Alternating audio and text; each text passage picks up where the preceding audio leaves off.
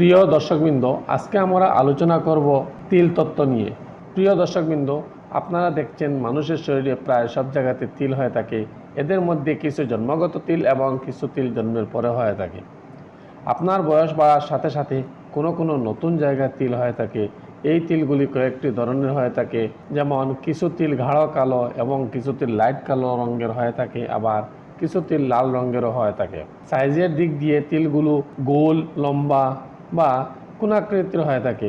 এই তিলগুলির মধ্যে আমরা ভবিষ্যতের কিছু আভাস পেয়ে থাকি। এর মধ্যে কিছু তিল আপনার ভবিষ্যতের মধ্যে দুর্ভাগ্য বা সংকটের চিহ্ন দেখায়, আবার কিছু তিল আপনার ভবিষ্যতের ভালো লক্ষণ বা ভালো সময়ের ইঙ্গিত করে। আজকে আমরা আলোচনা করব শরীরের কোন কোন জায়গায় তিল থাকতে তার ফলাফল কী হতে পারে। তার আগে আপনাদেরকে বলছি, আপনাদের যদি ভিডিওটি ভালো লাগে তবে একটি লাইক দিয়ে ভিডিওটি শেয়ার করে দিবেন এবং চ্যানেলটি এখনও যদি সাবস্ক্রাইব করেন নাই, চ্যানেলটি সাবস্ক্রাইব করে নেবেন। সমুদ্র শাস্ত্র অনুযায়ী কোনো ব্যক্তির যদি মাথায় তিল থাকে তাহলে তারা অত্যন্ত বুদ্ধিমান ও লজিক্যাল হয়ে থাকেন।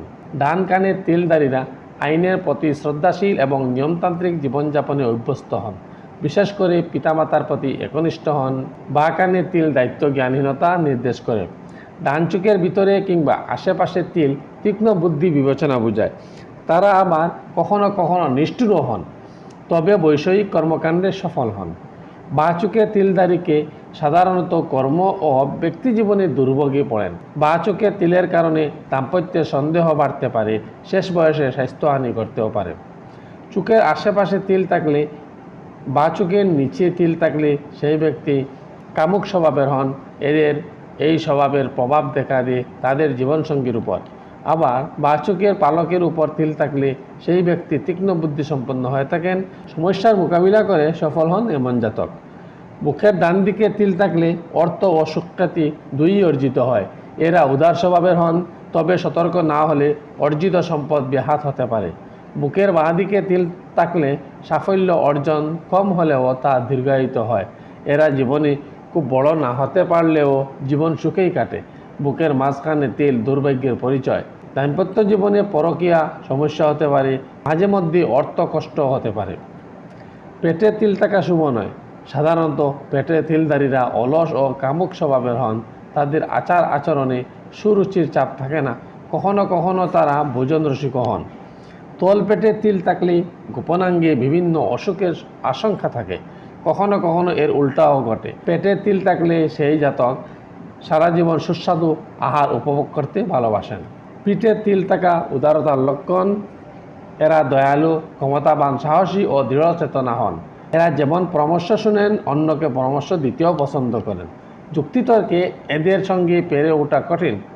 আর পিঠের নিচের দিকে তিল থাকলে এরা কিছুটা আরামপ্রিয় হন, বিপরীত লিঙ্গের প্রতি দুর্নিবার আকর্ষক থাকে। পিঠের নিচ দিকে তিলধারী মেয়েরা হন যথেষ্ট আবেদনময়ী। ডান বাহুতে তিল থাকা সৌভাগ্যের পরিচায়ক। এরা বুদ্ধিশক্তিতে বেশ এগিয়ে থাকেন, আর আর্থিকভাবে স্বাচ্ছন্দ্য থাকেন। এদের দাম্পত্য জীবন মধুর হয়। বাম বাহুতে তিল থাকলে দুর্ভাগ্য পিছু ছাড়তে চায় না। চিবুকে তিল থাকলে কি হয়? চিবুকের যে কোনো দিকে তিল থাকা অতি সৌভাগ্যের লক্ষণ। চিবুকে তিলধারীরা খুব সহজেই জনপ্রিয়তা পায়, রাজনীতিতে তাদের শক্ত অবস্থান হয়, পাশাপাশি তারা আর্থিক সৌভাগ্যবান হয়।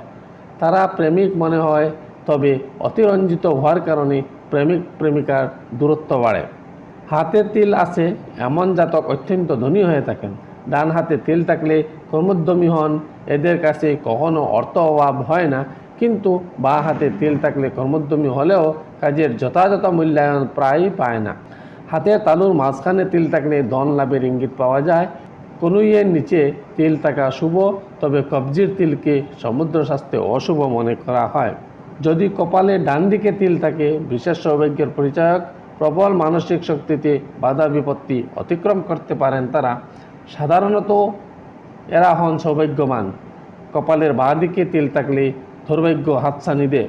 প্রচুর অর্থ উপার্জন করেও তারা সঞ্চয়ী হতে পারেন না, কখনো কখনো নৈতিক স্খলনও ঘটে। কপালের মাঝখানে তিলধারীরা বিশ্বস্ত প্রেমিক হন, খুব খুশি হন বিবাহিত জীবনে। দুই ভুরুর মাঝে তিল থাকলে সেই ব্যক্তি অত্যন্ত বুদ্ধিমান হন, নিজের বুদ্ধি দিয়ে কাজে সাফল্য লাভ করেন। ডান ভুরুতে তিল থাকলে সেই জাতক সুখী জীবনযাপন করে, আবার বাঁ দিকের তিলকে অশুভ মনে করা হয়। কোনো স্ত্রীর বাঁ গালে তিল থাকলে তাকে শুভ মনে করা হয়, সুসন্তান লাভ করেন এমন জাতিকা। আবার নাকের অগ্রভাগে তিল থাকলে জাতিকা সুখ লাভ করেন। নাকের ডান দিকে তিল থাকলে কম পরিশ্রমে অধিক লাভ অর্জন করা যায়। আবার বাঁ দিকে নাকে তিল থাকলে তা অশুভ ফল দিয়ে থাকে।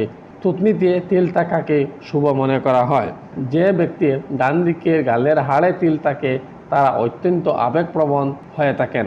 নাকে তিল থাকা বিশেষ সৌভাগ্যের লক্ষণ। ডানে তিল সৌভাগ্যের মাত্রা ইঙ্গিত করে।